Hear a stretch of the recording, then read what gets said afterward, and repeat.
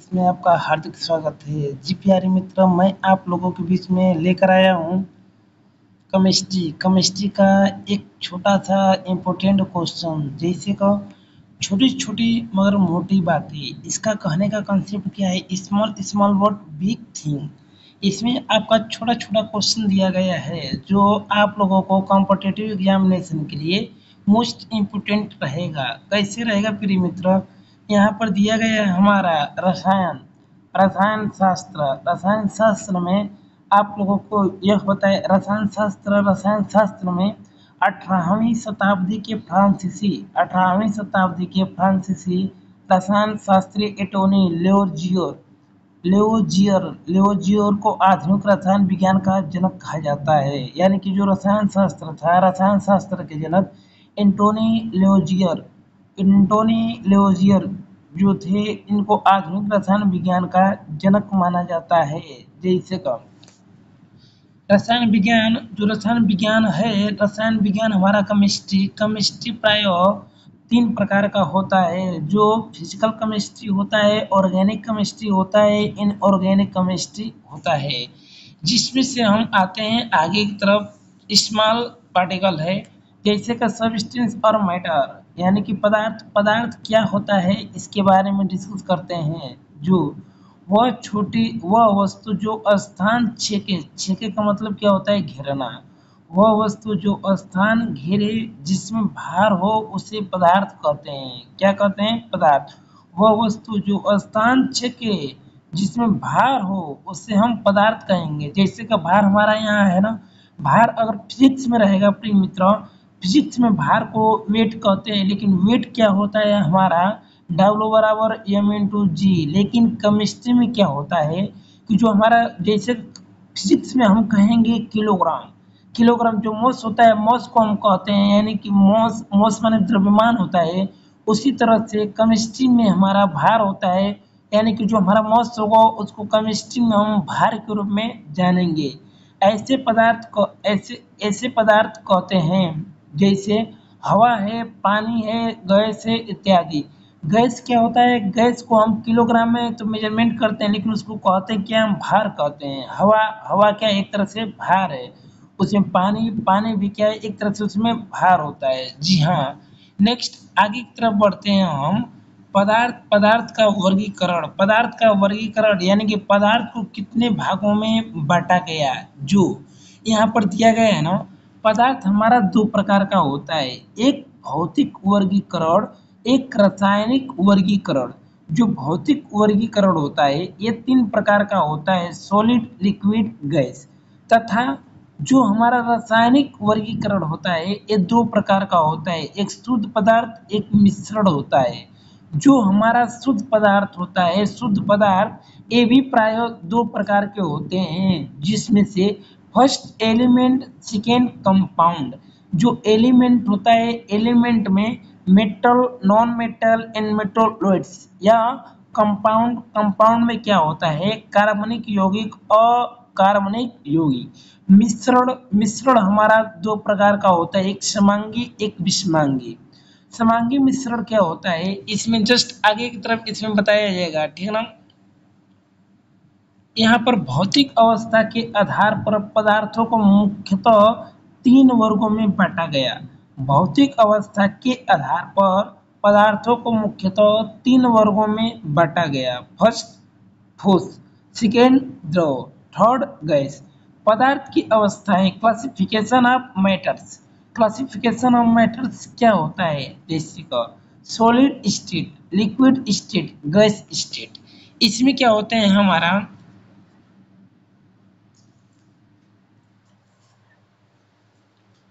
जो solid state होता है प्रिय मित्र, सॉलिड स्टेट यहाँ पर आपको एक स्ट्रक्चर्स दिया गया है, लिक्विड स्ट्रक्चर्स यहाँ पर यह दिया गया है, गैस स्ट्रक्चर्स आपको यहाँ पर दिया गया है। ओके, जस्ट आगे की तरफ बढ़ेंगे, ठीक है ना। नेक्स्ट इसमें देखिए क्या दिया गया है, आगे की तरफ बढ़ते हैं। जैसे का जो हमारा ठोस यहाँ पर है, ठोस, द्रव, गैस के कुछ सामान्य गुण बढ़ते से घटते क्रम में, यानी कि जो बढ़ता है बढ़ते से हम घटते क्रम में लेते हैं। कैसे? जो गतिज ऊर्जा होता है, गतिज ऊर्जा में क्या होता है?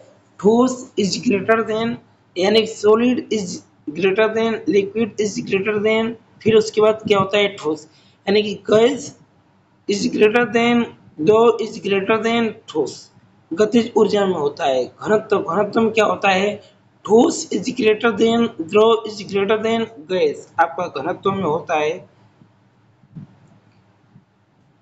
अंतर आणविक आकर्षण बल, अंतर आणविक आकर्षण बल में ठोस इज ग्रेटर देन, द्रव इज ग्रेटर देन गैस होता है। ठीक, ये आपका कॉम्पिटिटिव एग्जामिनेशन जैसे एसएससी सीजीएल, सीजीएल का अगर पेपर देने के लिए जाते हैं आप लोगों से, इसमें से एक क्वेश्चन आप लोगों से पूछेगा कि हमारा ठोस द्रव गैस जो होता है उसको बढ़ते से घटते या घटते से बढ़ते क्रम में आप बताइए।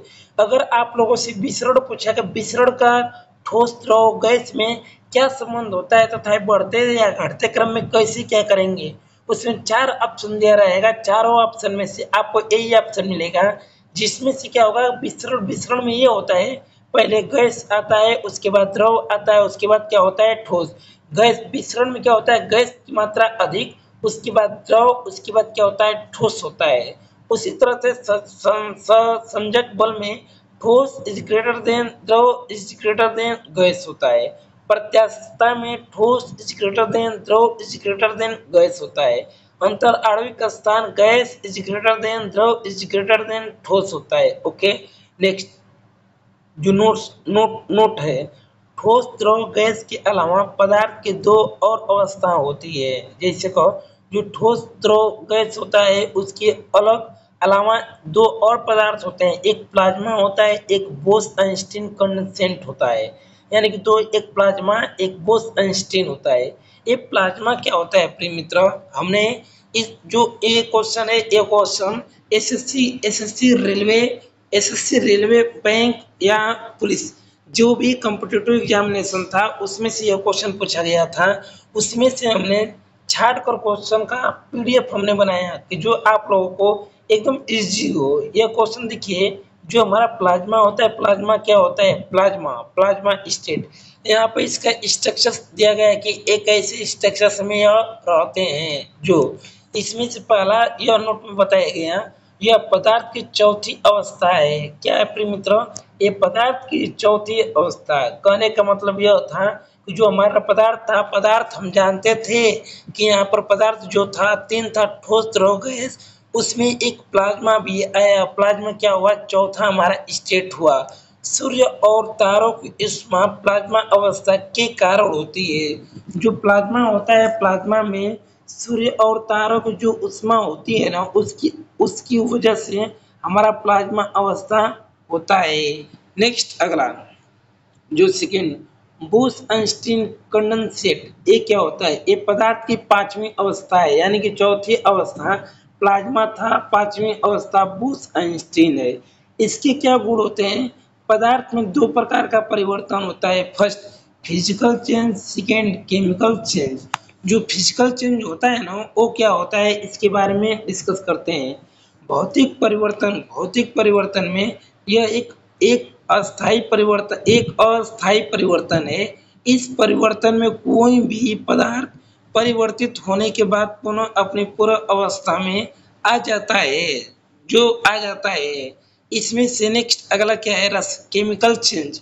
यह अस्थायी परिवर्तन होए, इस परिवर्तन में कोई भी पदार्थ परिवर्तित होने के बाद पुनः अपने पूर्व अवस्था में नहीं आ पाता है। जैसे का मान लीजिए कि अगर हमारा आम पक गया है तो उस आम पके हुए को आप दूसरे अवस्था में नहीं ला सकते हैं। वो क्या होगा, हमारा केमिकल चेंज होगा। इसका उदाहरण नीचे दिया गया है।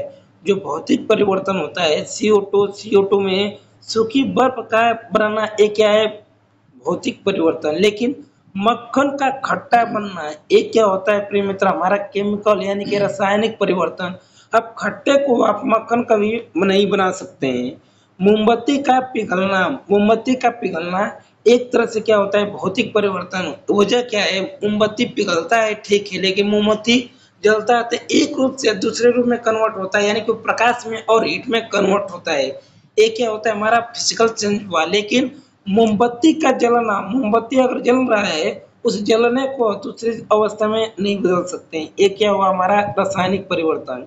पानी से बर्फ का बनना ये भौतिक परिवर्तन हुआ है, लेकिन अगरबत्ती का जलना ये हमारा रासायनिक परिवर्तन हुआ है। ठीक है, पानी का वाष्प बनना है ये हमारा भौतिक परिवर्तन हुआ है, लेकिन खाने का पचना, खाना अगर पच जाता है ये रासायनिक परिवर्तन। अगर खाना पचा हुआ है, पचे हुए भाग को आप फिर से चाहेंगे खाना बना दें, ये कभी संभव नहीं है, इम्पॉसिबल। इसलिए यह क्या हुआ, केमिकल चेंज।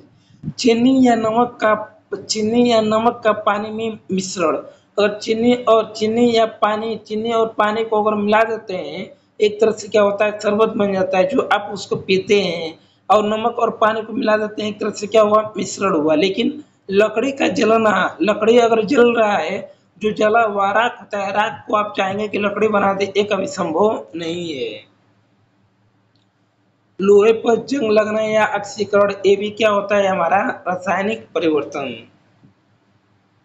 ठीक है प्यारे मित्र, आप लोगों को यह क्वेश्चन जो था, यह क्वेश्चन आप लोगों के लिए इम्पोर्टेंट क्वेश्चन रहा है। जो प्यारे मित्र इस क्वेश्चन को कम समय में आप लोगों को एसएससी सीजल या एसएससी पुलिस, स्टेट पुलिस या बैंक या रेलवे कोई भी अगर पेपर देने के लिए जाते हैं, उसमें यह छोटे छोटे क्वेश्चन पूछा जाता है जो आप लोग गलत करके चले जाते हैं। इस क्वेश्चन को आप लोग एक बार रिवीजन करके आप लोग जाइएगा, ये क्वेश्चन आप लोगों के लिए इम्पोर्टेंट रहेगा।